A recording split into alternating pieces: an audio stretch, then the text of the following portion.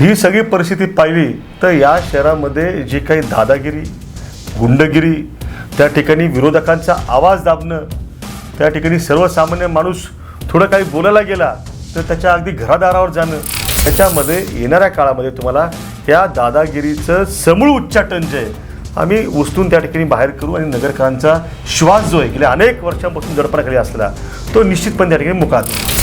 अनेक त्या ठिकाणी पैसे बूथमध्ये बसून वाटताना लोकांनी रंगी हात पकडून त्या ठिकाणी झोडपले त्यांना. या शहराचे आयुक्त जे आहेत ते आयुक्त महानगरपालिकेचे जनतेसाठीचे आयुक्त आहेत की कुणी आयऱ्या गैऱ्याचे घरगडी आहेत. सत्ता, संपत्ती, पैसे, दहशत, प्रशासन, निवडणूक यंत्रणा यांचा गैरवापर करायचा. म्हणजे तो घोटाळा मी बाहेर काढला म्हणून नगरकरांना माहिती ना की माझ्यावरती बलात्काराचा एक गुन्हा त्या ठिकाणी दाखल केला गेला, तुरुंगात जाऊन आलो. म्हणजे हिंदुत्वाचा मुद्दा घेऊन काही लोक जे काही त्या ठिकाणी स्वयंघोषित हिंदू धर्मरक्षक झालेत त्यांचा बुरखा तर शिवसेने असा टराटरा फाडला सगळा.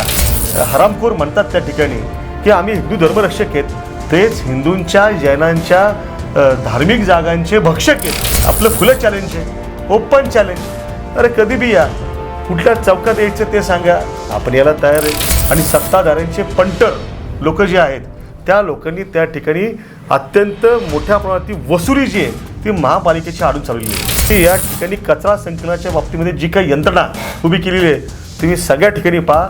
त्या ठिकाणी या सत्ताधाऱ्यांचे जे काही शूटर्स आहेत ते त्याच्यामध्ये मर्यादा लागतात. अरे त्याच्या गाड्या होत्या, त्या गाड्या याने सांगितलं की ताफ्यात नवीन गाड्या दाखल आणि मागून जाऊन त्या ठिकाणी स्टिंग ऑपरेशन केलं तर त्या ठिकाणी जुन्या गाड्यांना रंगरंगोटी करून त्या ठिकाणी त्या गाड्या उभ्या केल्या.